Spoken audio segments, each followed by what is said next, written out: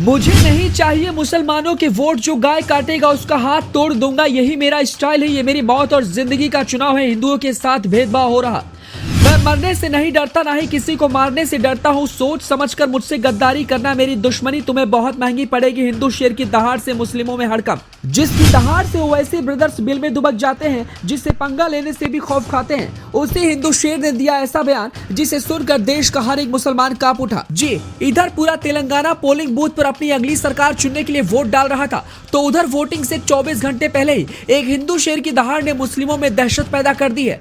बिना किसी डर खौफ के उसने एक बार फिर से ऐसी दहाड़ मारी है कि ओवैसी भाईजान गहरे सदमे में चले गए हैं। इस हिंदू शेर ने तेलंगाना सरकार का पूरा सिस्टम हिला दिया है।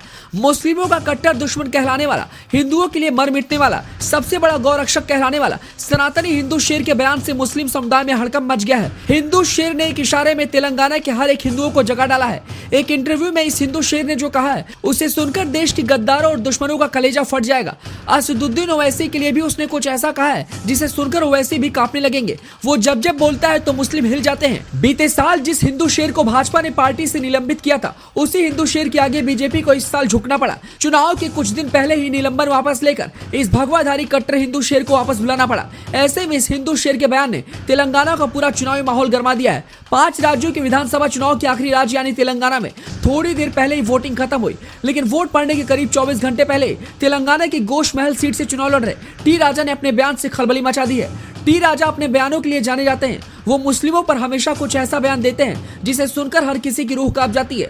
तेलंगाना में टी राजा खुलेआम बिना किसी खौफ के दहाड़ मारते हैं। ओवैसी भाईजान पर तो ऐसा हमला करते हैं जिसे सुनकर ओवैसी बिल में दुबक जाते हैं। अकबरुद्दीन ओवैसी की वो खुलेआम बखिया उधेड़ते हैं। कोई भी मुस्लिम टी राजा से पंगा लेने की हिमाकत नहीं रखता। इस बीच टी राजा ने वोट डालने से पहले दैनिक भास्कर को दिए गए एक इंटरव्यू में कुछ ऐसा बोला है जिसने मुस्लिमों की नींद उड़ा दी है। टी राजा ने मुस्लिम आबादी को लेकर कहा है कि उन्हें मुसलमानों का वोट नहीं चाहिए। इसके साथ उन्होंने कहा है कि जो लोग गाय काटेंगे उनका हाथ तोड़ दूंगा। देश भर में हिंदुओं के साथ भेदभाव हो रहा है। ये मेरी जिंदगी और मौत का चुनाव है। मैं मरने से नहीं डरता और ना ही किसी को मारने से डरता हूँ।